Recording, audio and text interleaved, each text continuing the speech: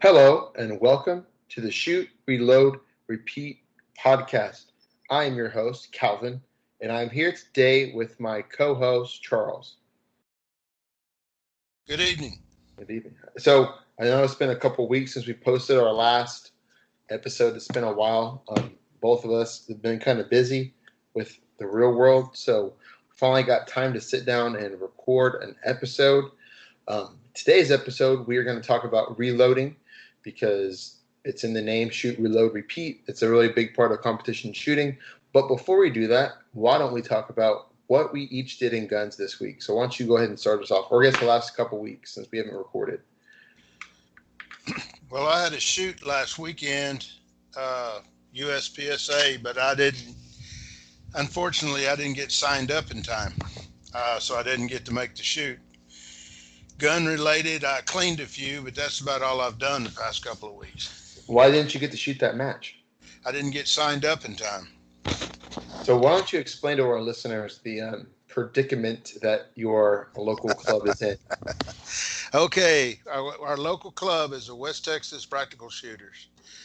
If you are a club member, which I am debating, they open sign-ups for their monthly shoots early, like sometimes Sunday afternoon or Sunday night. The rest of the public, it's open on Monday or Tuesday.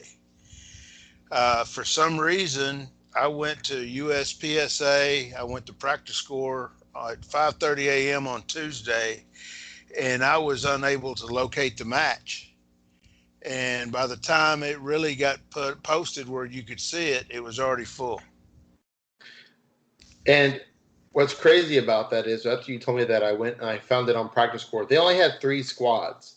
Now, why do they only have 3 squads? They're having a problem with the ROs. They don't have enough ROs. So, is it like club policy for them to use a certified RO, or is that like a part of their club rules?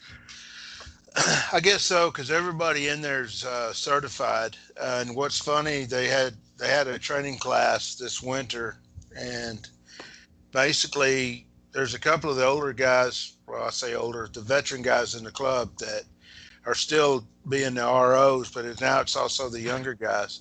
There's also, and I was told, and I don't know how to verify this, but there's a lot of the people in the club that don't want to RO because they think it takes away from their shooting.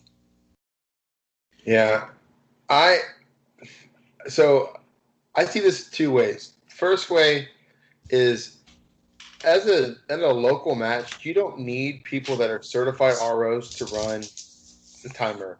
If someone has been shooting competition for long enough and they know the rules pretty much, they can run the timer. When we shot that match in March, I ran the tablet. So I think it's just being like, hey, can you take the tablet? Hey, can you take the timer? I feel like their ROs aren't being forceful enough to allow them, to my second point, to actually be able to shoot. Because when I've ran the timer at a couple places and I've helped pace and stuff, and it sucks for when you have to run the timer into one shooter in front of you, and you really can't get focused and shoot. So it kind of goes both ways. As the RO, you got to be like, hey, you take the timer. That way I can get ready to shoot. And because they're losing out. They only have 3 squads of 15 people, not even 15 people. That club is going to collapse, and then they won't be able to shoot anymore. So that sucks. Well, I'm thinking about joining the club, but I don't know if I'll go to any meetings. The only reason I'm going to join it is, one, I'll get a discount on the shoots, and the other one is I can sign up earlier.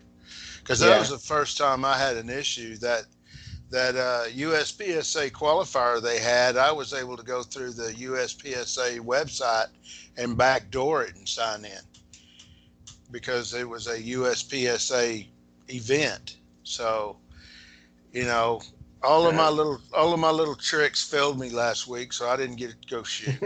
Yeah, that sucks. Yeah, because I know whenever I go up there to go shoot with you, it's always a big ordeal. Oh crap, you gotta get signed up. Yeah. There's It's like, several times I was tied up in a meeting, so I had to get you to sign me up. well, that match I'm going to shoot next weekend in Austin, it's like that too. I'm going to have to like really watch it. That way I can jump on it because it's so, some people, so many, like the last one I shot, the very first, beginning of the last month, people got waitlisted. Like my buddy Adam tried to jump in it. He got waitlisted like immediately. So I guess I'll talk about what I've done. I've done a lot since our last episode. I got a brand new range bag. I got like this backpack range bag. If you check my Instagram, you can see the picture of it. It's really cool. I really like it a lot. Maybe I'll do a review of it on here or something when we're done. Maybe one day. I built some target stands out of PVC for at my range. So I have a little piece of land I can shoot on at my in-laws' house. So I built some PVC target stands, and I can post the plans I have. My awesome wife did the math for me. I bought 32 feet of pipe, and I gave her the measurements of what I needed, and she sat down and she figured out exactly what to cut for off each pipe. So I did, because I'm not good at math. I suck at math. I'm not gonna sit here and lie to you. So she helped me out like that. But I haven't. She's the smartest woman I know. Yeah, she really is. I haven't shot any matches because the last 2 weekends have been matches I've been out of town. So I have a match next weekend in Austin, and the weekend after that I have a qualifier match. So I've been stepping up the dry fired every day this week since I got home from being out of town. So trying to get ready for that qualifier match. Bought some powder, bought some primers, but I don't have any bullets yet. So I'll probably buy some bullets next week. I do have 1,000 bullets sitting at my house.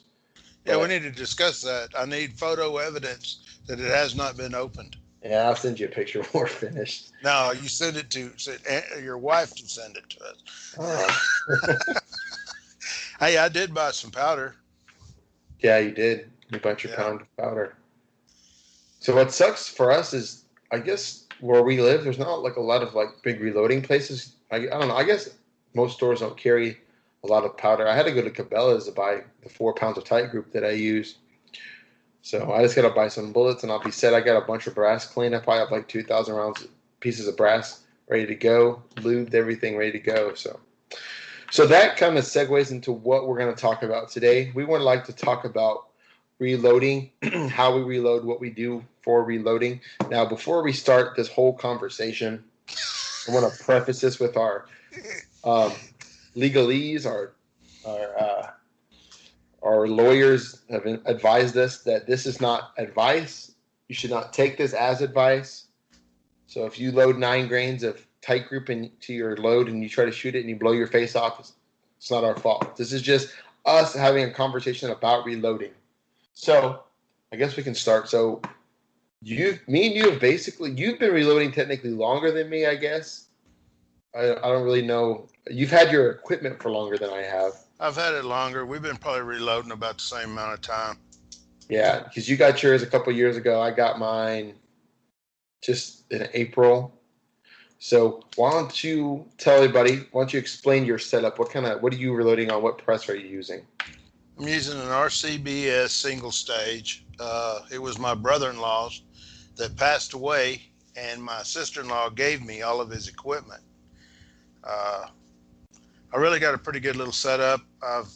It came with several dies. I still need to buy 357 and 38 dies, but other than that, I've got 40, 45, 9 millimeter, and 380. Wow, I didn't know you had all those. Yeah, that's pretty nice. I've been mainly just loading 9 millimeter and 40. My next one's going to be after I get caught up on some 9, because your little brother went to the range.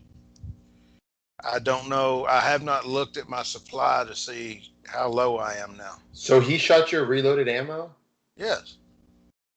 Damn. And he is not scared. Well, I wouldn't. Yeah. We'll talk about that here in a minute. So what kind of press do you reload on? Like, is it a progressive, a turret, a single stage? Single stage. Single stage. Yeah, you got single stage life. But my number one son bought me a wonderful Father's Day gift. When it Proline. So it's from inline fabrication. Inline fabrication. I apologize.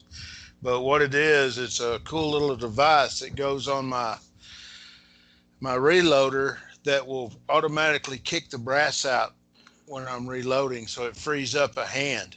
And it was really cool. I had to do some modifications. I didn't tell you the story on this. I had to raise my press.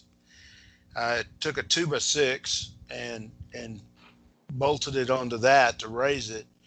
And then when I did that, I realized that the hinge cycle on the bottom of that single stage was hitting my stainless steel table, the little deal on the bottom. So I had to notch it out. So it works like a champ now.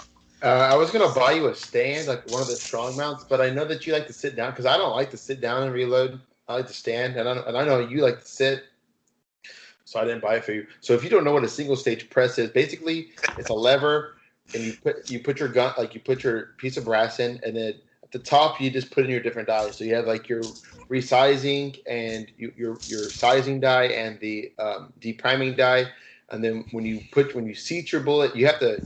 What do you call that? What do you call the powder thing that you use for it? What is that called? Like the powder funnel or the powder charger? You have to do each one by hand. So a lot of people start on single stage presses. A lot of like rifle reloaders use single stage presses because you make your ammo like I would probably say your ammo is probably more consistent than mine, especially like your powder charges and stuff like that. The other thing is I'm very anal about it. I do a lot of checks and balances. I like to when I had you reloading that 40 caliber ammo, every 10th round I double check my powder and make sure I'm still where I need to be. Yeah, all 7 grains of it. We'll talk about that here in a minute, though. Oh, yeah. The other thing we need to talk about that I don't know when you want to get to it, but like my powder charger, when it's full, everything's fine. But when you start getting to where it's got like a quarter of amount of powder in it, it starts really throwing off your powdered loads. Yeah, I haven't noticed that. I guess with mine because mine gets about halfway and I'll just fill it back up with powder because I'm anal. Like I don't want to, because you can get a squib from like if you don't put powder in it, you can get a squib just from igniting the primer. So when mine gets about halfway empty, I'll fill it up. But I guess because there's not that same pressure, I don't know. And that's the only thing I can think of. But once I get down to a quarter, I really have to start checking it. If you are listening to this and you think and the same problem happens to us, like leave a comment, like shoot us a message because that might just be a single thing. I've never seen it. So you reload on the RBCS, like I can't remember the J3 single stage press. If you do not know what inline fabrication is, you need to go check out inline fabrication. It is the reloading holy land. You can buy accessories for every single kind of press. Like I reload on a Dillon Square Dill B, and I'll talk about that here in a minute. Your press is probably very old. I'm pretty sure Uncle Alan had it for a very long time. And when I got on there, I was like, there's no way they have anything for your press. And I found it. And when I found that, I was like amazed. They have everything. They have like handles, the little system I got my dad. You should post it. You should post you should film a video and post it on Instagram. I'll do it. It's pretty cool. It's really cool because with single stage press, you put the brass in. Let's say you're depriming, or like let's say you're depriming. You got to put the brass. You pull the handle, you push it out, and then you got to take the brass out. With this little machine that puts the brass, deprimes it, resizes it. When he pushes it forward, the little arm pushes it into a bin. So it's making him just a little bit more efficient because all he's doing is grabbing brass, pull. You can reload essentially a little bit faster, more efficiently. So I reload on a Dillon Square Deal.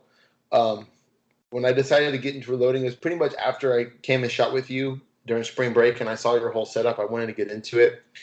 I was going to do single stage, and then I talked to some people, and they convinced me to go progressive. And then I was going to buy a Dillon, and I didn't know if I should buy the 550 or the 650. The 650 and the 550 are like the bigger ones. You can use normal size dies. You can reload rifle. Pretty much any type of bullet you can reload it on there. But I don't have a whole lot of space. Like you can put bullet feeders and case feeders on the 550s and 650s, and it's pretty sweet because if you've ever seen someone that has a bullet and a case feeder on a 650, all they're doing is going back and forth with the handle, and they're just cranking out ammo.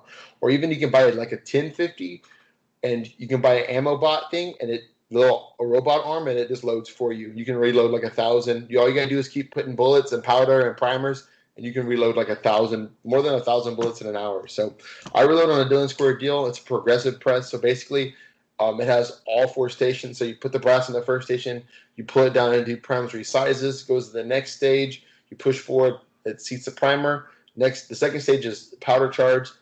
Third stage is you put your bullet, seat your bullet, and then fourth stage crimps, and then it spits it out. I could probably reload maybe like 400 rounds, 500 rounds in an hour. I just bought some more primer tubes. That's usually the only thing that slows me down is having to do primers. So now that I have 5 primer tubes, I can have 500 primers ready to go. I can probably do like 500 or so in an hour. I really like it because, I can just sit there and crank out ammo. Only bad thing is you can make a lot of bad ammo very quickly. And I learned my lesson the hard way when I started. So the other thing you're talking about, though, is how you can just crank out massive amounts of ammo. And I guess part of my deal is, me and my checks and balances, that's what I would have to just shut down and just double check my powders, everything else right quick. I don't know. I mean, granted, I'm still running old school equipment, but what I'll do when I start is I'll get all my stuff ready, all my primer tubes loaded. I'll make sure my powder's full. I'll get my bullets ready. I'll get my brass ready, and then I'll prime a couple pieces of brass, and then I'll run my powder charge. And I'm running about like 3.1 grains, 3.14 grains of tight group. So if it's like 3.1, 3.2, 3.14, if it's close, I'll start loading, and then after I load a few, I'll stop and I'll check my overall length and make sure that's all good. And then once I feel good about it, I'll sit there and I'll load. My biggest thing is when I have to make sure that, because you have to push forward on that press to make sure that you seat that primer. I think that's the only real bad part. Now I have made some mistakes. I did have some squibs. I bought about 1,000 rounds of the blue bullets, and of course I sucked at reloading. I tried reloading too fast, and I was shooting in a match, and I had 2 squibs on. So I shot shooting a stage. If you don't know what a squib is basically when the bullet does not leave the barrel. It can be potentially very dangerous if the bullet goes far enough down where you can see another bullet. You can basically blow your gun up. So I was shooting, and it makes a very distinct sound. It sounds like a puh. I was shooting, and I heard a puh. And everybody stopped. The range officer was like, stop. So he stopped. I got the bullet out. What did it sound like? It's like a kind of like you'll know. Like you're like, oh, crap. So got the bullet out. They're like, okay, you can shoot again at the end. So I started shooting at the end again, and then another squib. So basically, I was having some mischarges. I took apart my powder measure, cleaned it, and then I got it all squared away. So I had like 1,000 rounds. About 1,000 rounds of stuff I didn't know if I was going to have squibs with. So I just had to throw it all into my practice bucket. It kind of hurt a little bit. But now I'm shooting black bullets. I got my ammo pretty much figured out. Knock on wood, hopefully it stays where it's at. So I guess we could talk about our load. So what kind of bullets are you shooting? This is where it's going to get interesting, I think. Well, basically, when I got all of my brother-in-law's stuff, I got 1,000 rounds of 100-grain bullets for 9mm. The 40, I think those were what, 125? I think. No, they're like 180s. The 40s were. Mm-hmm. You're right. And well, first let's back up because I know what you're doing a segue into. My brother-in-law, bless his heart, when he died, he probably had over 3,000 rounds of 9mm already loaded. Yeah. And he was a genius because there's a product in your wife's kitchen. Maybe some of y'all got it. It's called I call it a seal-a-meal. That was the old name. It's one of those vacuum seal things that you can seal food. He would put his ammo in those bags and go in there and seal them. So it totally sucks all the air out, all the moisture, everything. Really keeps them in good shape. But anyway, I was running his ammo, and I knew it was hot. Uh, I had one range officer ask me if I was running reloads, and I told him I was. Why? And he said, "Because you're blowing flame 18 inches out the barrel when you're running down through there." I think But hot is a just not doing it justice. what on your Uncle Allen's? Yes. Well, that's true. But the other thing is, I had no stovepipes. Yeah, because the brass was like you can never pick up your brass because it was like 3 bays down. People the next bay are getting hit with brass trying to figure out where it's coming from. So anyway, when I got into the reloading, this is where Calvin is going with this.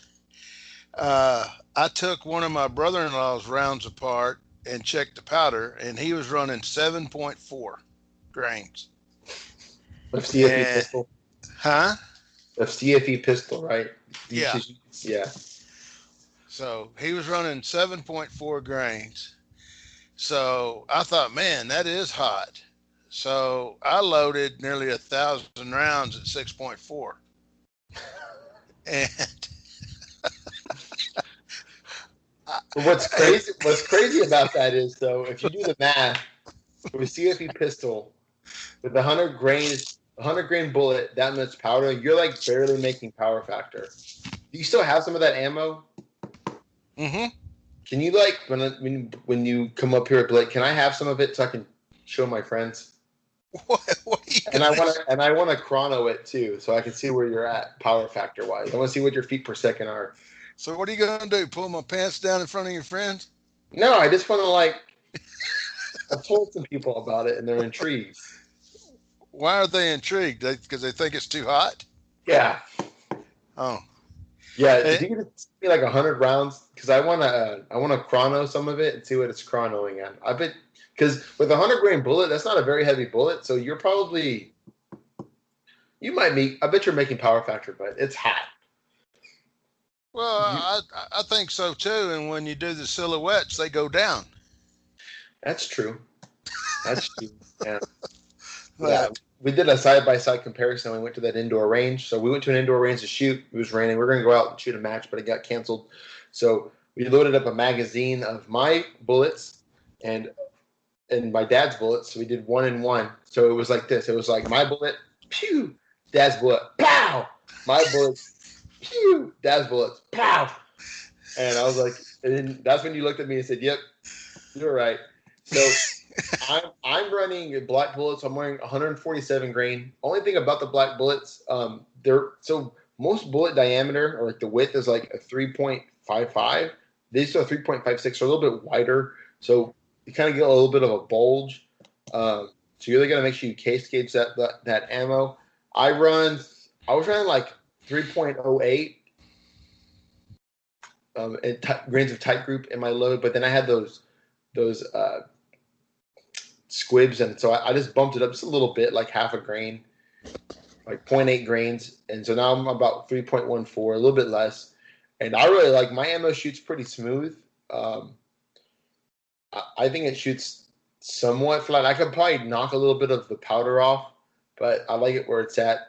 I did chrono it. It's like at 900 feet per second, so I'm making like 130 power factor, which for me is good because you go to a big major match, level 2 match. That's you want to be. You have to be at least 125, so that gives you some wiggle room. Because I've heard of people go into where it's cold, where it's humid, and your power factor will change. So well, let me ask you a dumb question. How do they know what your power factor is? They So chrono it? yeah, so when you go to a major match, you have to. They have let's basically like so. Area 4 is in a couple weeks in Houston. So you take your ammo. They have a whole chrono stage. So you go through chrono, and so what some people will do is they'll have like a chrono mag. I'm not saying what like some like this is just I've heard of this. So like they're all their other ammo is like powder puff loads, but then when they go to chrono, they have a specific magazine with hot stuff in it, and they'll use that. But most of the time, most people don't do that. This is some way people cheat. I've also heard of them like rolling around in a golf cart and like, hey, you haven't chronoed yet, and they'll come and grab like they'll grab a mag off your belt or one that you dropped, and they'll take you to chrono to go shoot. So yeah, it's part of the match. So what you do is you shoot, I think 5 times, something like that. They chrono it, and then the way you get power factor I think it's your feet per second divided by the weight of the bullet, I think is what the math is. And that's how you get your power factor. So, yeah, you have to make power factor at major matches. So you think when I reload the black bullets, I ought to go with 3? Mm, I would look at, because CFE pistol burns. I think it burns really hot. So you could try it, like maybe like do some at 3, do some like at 3.2. Because I don't think you'll like. I think 3.2 would be fine. Well, and the other thing is, I've always been go big or go home. So when I was loading those 6.4, and of course you got a heck of a lot more recoil. Yeah, you'll like not having the recoil. I would try like 3, 3.1, 3.2, 3.3, maybe even 3.4, and like see which one runs better because you're running a stock recoil spring. See which one just like runs. Like maybe just do like 25 of each. 1, 2, 3, 4. So that's 100 rounds, and then see which one you like the best, and then just load it at that. Gotcha. Or even just do 10. Because if you can get it like close enough, you should be fine. So that's what I would do. Okay. But yeah, that's like the big thing is trying to make power factor, things like that. So yeah, your loads are infamous. It's pretty crazy. Pretty crazy. Was there anything else that I you want to really cover? enjoy it. I really enjoy reloading. That's, when I have a really crappy day at work or whatever, I just sit out there and just reload. Just get after it, man. It's relaxing to me. Yeah, and I like it. I mean, it's not going to save you money. It allows you to shoot more though, because for 9 millimeter, 9 millimeter is pretty cheap now. But you can make a bullet, and you can basically tailor your bullet to your gun. Like you can change your overall length, and that will change your point of aim, point of impact, things like that. So that's why I like it. The only thing like you pick up brass with the ground for free. I basically What is the term for that? brass chicken. Brass chicken. Brass chicken. Gotta be a brass chicken. I pick up brass on the ground. I don't really care. I'll try to pick up a few hundred rounds each match I go to. Um, then you just gotta buy your bullets, your powder, your primers. Sometimes you can find really good deals. Like I bought some primers from Midwest Shooting Supply, like $130 for 5,000 primers. So usually the more you can buy in bulk, the bigger your savings. I bought 4 pounds of powder. Bullets. I'm gonna try to buy 3,000 bullets next week. So just the cost savings there. Did you ever find out what the legal limit of powder you can purchase? At one time, Yeah. I have no idea. I Well, maybe know. your listeners can chime in on that too. Yeah, if you know how much powder you can buy at once, let us know. I think it depends on your hazmat. Like I think you can buy so much with your hazmat. Now this is crazy. I heard this from another podcast. So if you buy primers or powder, it's considered hazmat because it's explosive. You got to pay an extra $20. Sometimes websites like Brownells will do a 1 cent hazmat. Me and you both missed that sale like a bunch of dummies. But um, if you buy primed brass, like processed primed brass, you don't have to pay hazmat. Well, if you're going to do that, you just well buy the stinking bullets. I don't know. Sometimes you can find some deals, but that's what's crazy to me. If you buy primed brass, you don't have to pay hazmat. But if you buy just primers, you have to pay hazmat. I guess because they're all separated. Yeah, I guess because they're not all together. They can't explode. Yeah, because like me and you were talking when you said you bought 4 pounds, right? I bought 5,000 of them. No, pounds of powder. Yeah. Yeah, because that's what I was talking about. I wonder what the limit is that because you don't want the ATF knocking on your door. Yeah. You just bought 50 pounds of reloading powder and you're legitimate and all that, but you never know. If you try to order it, they may not let you either. Yeah. Because I think it's like so many pounds, but powder is expensive. It's like $20 a pound, depending on what you buy, where you can buy it. Something interesting, when I bought my powder, I bought it at Academy. And I don't know, if you buy ammo at Academy, before you can check out, you have to show them your driver's license to prove that you're old enough. You know, Yeah. They didn't. They don't. Do they on the card you? no, that's what I thought was funny. But then I got to thinking that the young lady that was running the register probably never even realized that that was powder. She just looked at the deal, scanned it, and did it. But Yeah. I wonder because when I bought that powder at um, Cabela's, but we mean you both. We don't look. We're kind of old looking, so I don't think people are going to think that we're youngins. So well, I also thought it was a deal that because some of those places will scan your driver's license when you do it. really, Yeah, and I always wondered if it was just another way of tracking. Hey, Charles just bought 7,000 rounds of 9 millimeter. Wonder what he's up to or something. You know, the yeah. black Well, they, helicopter. and not to get political, but they just. I know in California, I think July 1st, you have to. Like, they're going to start doing background checks to buy ammo. Oh my God. Yeah, it's kind of crazy.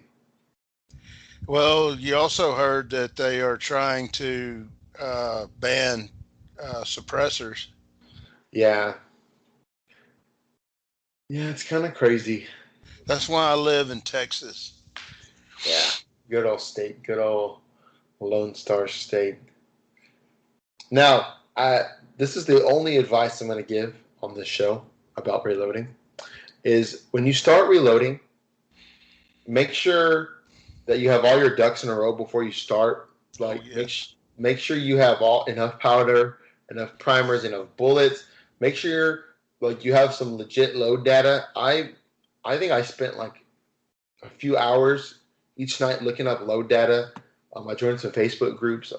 What's great about now is living in 2019. The internet's pretty helpful for the most part, and you can find some pretty good information about what to do. Um, I just kind of jumped into it, and that's probably why I had some problems to start out with. Now I kind of got them smoothed out. I kind of know what I'm doing now. But like, take your time. If you need to buy a single stage press and load like that to start, do it. I'm not patient enough for that. That's why I didn't do it. But or if you buy like a progressive press, like when I first started reloading, I'd only reload one bullet at a time. I put it on there and just rack it all the way through until it came out, and then I started doing two at a time. And then once I got my process down, I could have all four stations going. But it took me a while to get there. So just be patient. Make sure you know what you're doing. Like, if you have a question, feel free to ask. I'm still learning. I know you're still learning, but don't be afraid to ask people because people will help you out. And do your checks and balances. I mean, yeah, just every once in a while, check your powder loads, check your primers, and use your calipers on your bullets. Yeah, just have really good quality control. Like if you do buy a 650 and you start loading a lot, every like 50 rounds, 30 rounds, stop, pull a bullet, check your powder, or even just finish out your bullets. What I'll do is I'll finish, and then like before I switch out primers, I'll just check my powder load really quick to double check it. I'll check my overall length, and I'll be good to go. Um, The other thing I like to do too, of course, I'm in a single stage, is now that I have my new tools on the side of my uh, reloader, but in the past when I reloaded one, I went ahead and put them in my box. And what I would do also is reach out or look over at them while they're all in the boxes, and then run your hand over them. Do they all feel uniform? You got one up, the other one. And the other thing is you're gonna screw up. I've got a board in my shop. yeah, I call it the reloading of shame, and it's just stuff that I caught it. That's the best part. I caught it when we did it. But I had one that somehow, some way, I loaded a primer backwards. yeah, I've done that. I've got one bullet that I pushed in way too far. I didn't have it adjusted. I mean, man, it almost looks like a Turtle. yeah, bad. And then I can't, that one you did on that 40, you seated it crooked. Yeah. And, but it's checks and balances. It really irritates you when you screw one up, but I always keep it. And another good safety item that I think it was Memorial Day afternoon. I was out in my shop, and I've got a 12 by 24-foot barn with a sheet metal roof, and man, I got the stereo blasting. I'm sitting in there, and I primed all my casings first because I have single stage. So I go through and prime as many casings as I think I can load. And I was just getting ready to do my powder charge, and a bolt of lightning shot across the backyard. I didn't realize a thunderstorm was coming in. So all activity shut down in the reloading department real quick then. Yeah. And like throw your powder in a place where it's good. Those little silica gels you get for, and like shoes and stuff from Amazon, keep those, just toss them in like where you like I would maybe buy a couple, go on Amazon, buy a couple like those, plastic ammo boxes, keep your powder in there, keep your primers, because you don't want those like if something happens to your powder, your primers, and you load 500 rounds, well, those 500 rounds are going to become practice ammo, because you don't want to take that to a match and have a problem with it. So that's what I would do, especially if you're loading on progressive. Take your time, set your checklist. I always wear eye protection because I've seen, so Dylan, their primer tube is steel, but sometimes you can get one where it'll explode. Like you'll see it too hard and it will explode, and then some of the ones in the tube will explode and they'll shoot up in the air. So if you're looking, I guess we can talk about brands. So if you're looking to buy a press, RCBS makes a pretty good single stage press. I probably wouldn't, if you're going to buy a progressive press, I would just buy a Dylan, because Dylan warranties it for life. So anything that breaks, you send it to Dylan, they'll fix it, or they'll send you brand new pieces. So if you can buy Dylan, I suggest Dylan. They have really good customer service. Knock on wood, I haven't had any problems, but I've heard of people breaking stuff. They call Dylan. Dylan sends them a brand new press. Dylan because it's blue. All their presses are blue. Just go on their website, check out their stuff. I suggest buying Dylan. So the other thing is, like, if you're doing a single stage like an RCBS, a lot of your other manufacturers will interchange like your dies, because I think you can run Hornadays. You can run any kind of die. You can buy Dylan dies if you wanted to buy Dylan dies. Yeah, that's what's cool. You can do whatever you want to do with it. And the other thing, and I meant to ask you this, of course, where I live, it's a major problem, but static electricity. We have to be careful with that up in this part of Texas. We get a lot of it. So what I have is a rubber mat on my loading bench, and I always make sure before I even start or do anything, I kind of ground myself, or do it. Yeah, I stand on a rubber mat. Yeah, just I admit everything's got to be just perfect for you to have an accident, but I don't want to be that.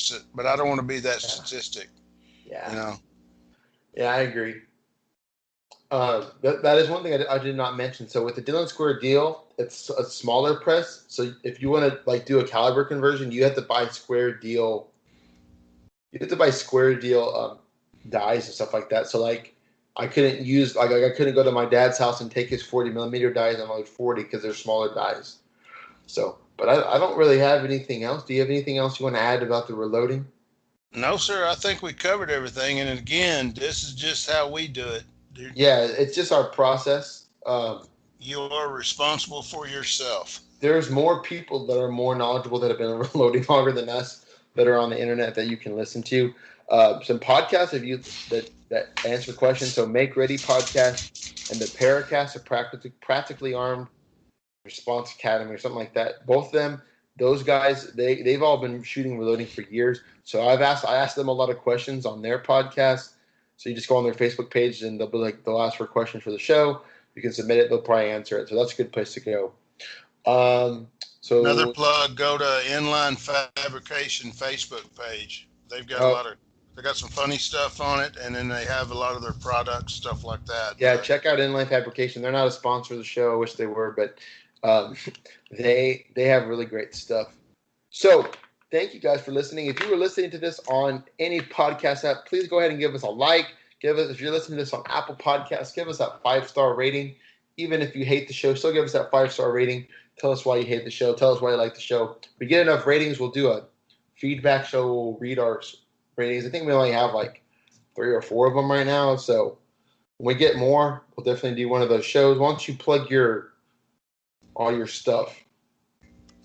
What stuff? Your social medias. I'm sorry. CL Wood 31 on Instagram.